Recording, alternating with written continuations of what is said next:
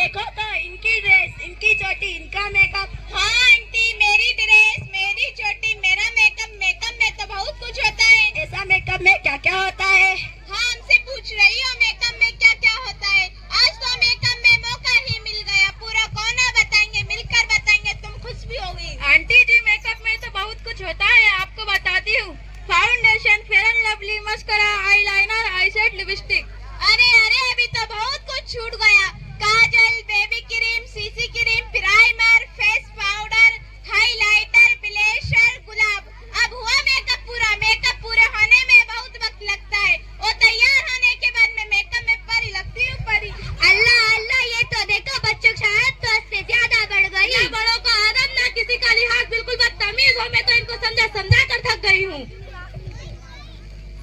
क्यों जी, तुमने तो कहा था तुम्हारे पास पैसे नहीं है, फिर ये सब कपड़े, गहने, सैंडल कहाँ से खरीदे? आंटी जी, वो भी हमारी अम्मी का सैंडल है। अल्लाह अल्लाह, इन बच्चों से तो मैं तस्तवस्त रह गई। इनको देखो, बड़ों के दरमियान बात नहीं करते, और तुमको देखो कभी कभी लगता है तुम शैतान के बच्चे हो। शैतान के बच्चे हो, कैसे होते हैं? तुम्हारे जैसे होते हैं। ये सब खरीदी कैसे हुई, तुमने मुझे बताया नहीं। आंटी जी, शाम को समूह के पैसे मिले, उससे ये सब शॉपिंग हो गई। हाँ हाँ, भला उस समूह वाले ने तो अपने टाइम पर पैसे दे दिए थे। अल्लाह अकबर, तुम्हें समूह लेते हुए शर्म नहीं आती?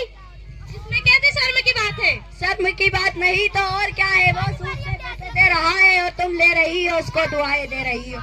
मालूम नहीं क्या सूद से पैसे देने वाला और लेने वाला बराबर का शरीक है।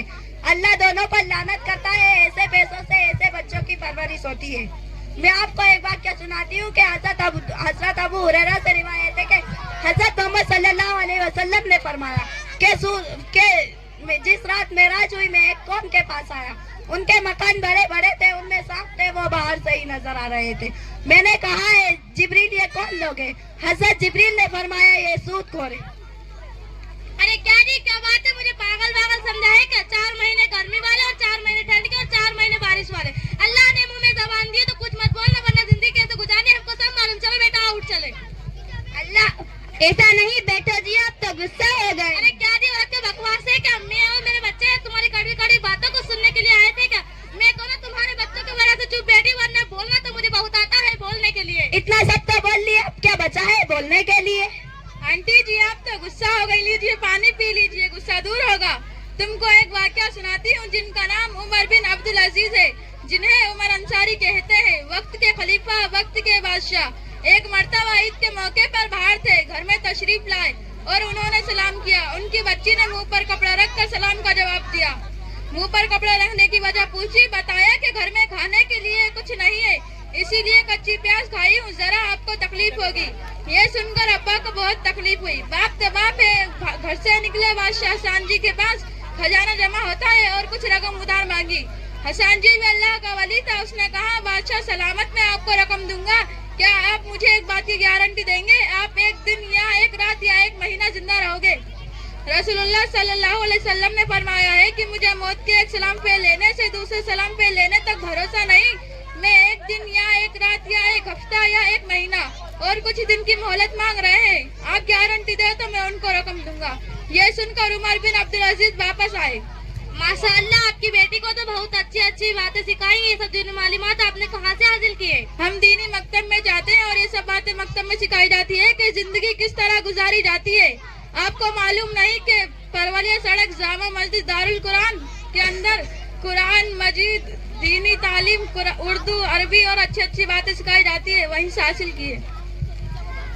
हिजाब किस तरह होना चाहिए?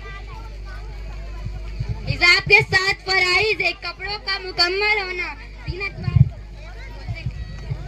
अरे बहन, मैं आपके ताल्लुक पर चल रही थी। मैं तुम्हें एक बात बताती हूँ कि आप सल्लल्लाहु अलैहि वसल्लम की शहीद बेटी हजरत अली की बीवी फातिमा हसन हुसैन की मां जन्नत में औरतों की सरदार थी।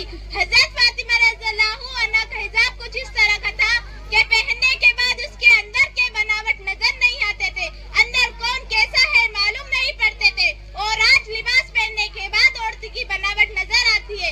ऐसा लिबास पहनने के नहीं बराबर है। हिजाब तो कुछ इस तरह के होते हैं। हिजाब किस तरह होना चाहिए? हिजाब के साथ फराइज है, कपड़ों का मुकम्मल होना, जीनत वाला ना हो, चमक वाला ना हो, काला ना हो, कुर्ता ज्यादा बारीक ना हो, जिस तरह बदन की बनावट नजर आती हो। आज हमारी माँ और बहनों अत्तर परफ्यूम खुशबुला कर और दूसरों की सेरत ना हो।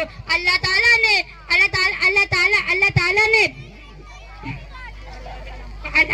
दूसरे नबी सल्लल्लाहु अलैहि वसल्लम हर्जी के लिए दिखलावा पहनती हो, कयामत के दिन अल्लाह ताला आपको जिल्लत का लिबास पहनाएंगे।